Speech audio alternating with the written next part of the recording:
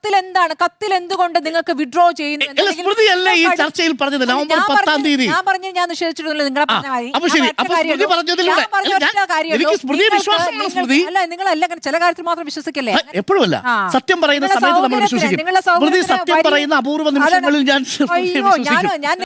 PM Shri പദ്ധതിയുമായി ബന്ധപ്പെട്ട് കേരളത്തിൽ വലിയ രാഷ്ട്രീയ കോലാഹലങ്ങളാണല്ലോ ഇപ്പോൾ നടന്നുകൊണ്ടിരിക്കുന്നത്. ഇതിൻ്റെ പേരിൽ പ്രതിപക്ഷത്തെ പ്രതിക്കൂട്ടിലാക്കാൻ ഒരു തിരുത്തുണ്ട്, കോൺഗ്രസ് അനുകൂല മാധ്യമപ്രവർത്തക എന്ന് തന്നെ പറയണം.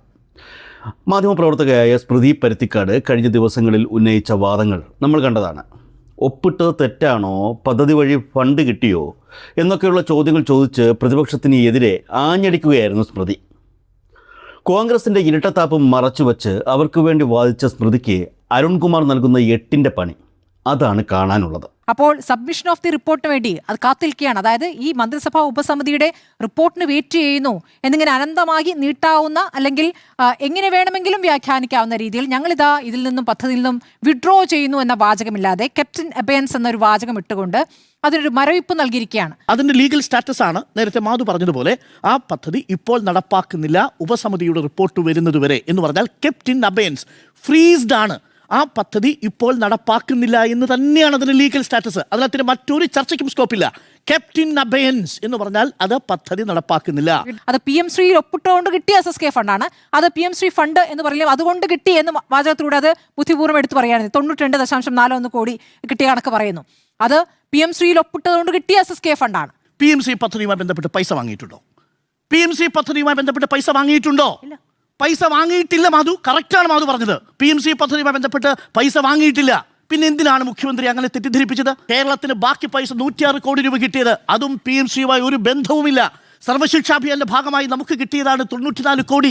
PMCയിൽ നിന്നൊരു അണാ പൈസ കിട്ടിയില്ല എന്ന വസ്തുത നിലവിലിരിക്കെ PMCയുടെ പണം കിട്ടി എന്ന് പറയുന്നത് വാസ്തവ വിരുദ്ധമാണ്. സംസ്ഥാനത്തിന് അർഹതപ്പെട്ട SSK ഫണ്ട് തടഞ്ഞുവെച്ച് കേന്ദ്രം നടത്തിയ ഒരു ബ്ലാക്ക് മെയിലിംഗ് ആയിരുന്നു അത്. അല്ലാതെ PM ശ്രീ പദ്ധതിയുടെ ഒരണ പൈസ പോലും കേരളത്തിന് കിട്ടിയിട്ടില്ല എന്ന് അരുൺകുമാർ കണക്കുകൾ സഹിതം ഇവിടെ തെളിയിക്കുകയാണ്.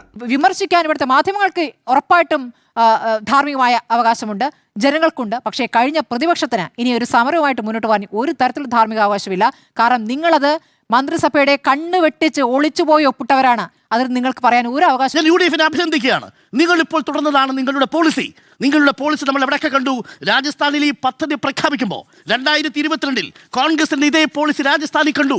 രാജസ്ഥാനിൽ 2022 ഈ പദ്ധതി നടപ്പിലാക്കി.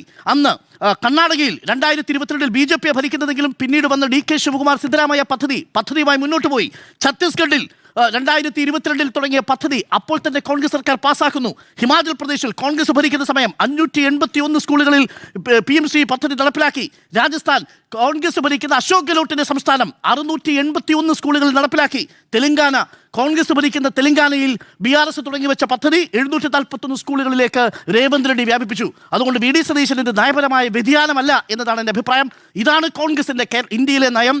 ചോദ്യങ്ങൾ ചോദിക്കുന്നത് മാധ്യമങ്ങളുടെ കടമയാണ്. എന്നാൽ ലഭിക്കുന്ന ഉത്തരങ്ങളിലെ വസ്തുതകൾ ജനങ്ങളിൽ എത്തുന്നുണ്ടോ എന്നതാണ് പ്രധാനം. സാമ്പത്തിക ഉപരോധം സൃഷ്ടിച്ച് കേരളത്തെ കൊണ്ട് നിർബന്ധപൂർവം ഒരു കരാറിൽ ഒപ്പുവെപ്പിച്ചു എന്ന് പറയുമ്പോൾ അതിലെ നിയമപരമായ പഴുതുകളും ഒരണ പൈസ പോലും ആ ഇനത്തിൽ കേരളം വാങ്ങിയിട്ടില്ല എന്ന യാഥാർത്ഥ്യവും ഡോക്ടർ അരുൺകുമാർ ഇവിടെ അക്കമിട്ട് നിരത്തുന്നു. UDF ആകട്ടെ ഇന്ത്യയൊട്ടാകെ കോൺഗ്രസ് ഭരിക്കുന്ന സംസ്ഥാനങ്ങളിൽ ഈ പദ്ധതി യാതൊരു എതിർപ്പുമില്ലാതെ നടപ്പിലാക്കുകയും കേരളത്തിൽ വന്ന് സംഘപരിവാർ വിരുദ്ധത പ്രസംഗിക്കുകയും ചെയ്യുന്ന ഇരട്ടത്താപ്പും നമ്മൾ കണ്ടു. ഒരു കാര്യം വ്യക്തമാണ്, കണക്കുകൾക്കും നിയമങ്ങൾക്കും മുന്നിൽ വെറും വാചക കസർത്തുകൾക്ക് ഒരിക്കലും പിടിച്ചു നിൽക്കാനാകില്ല.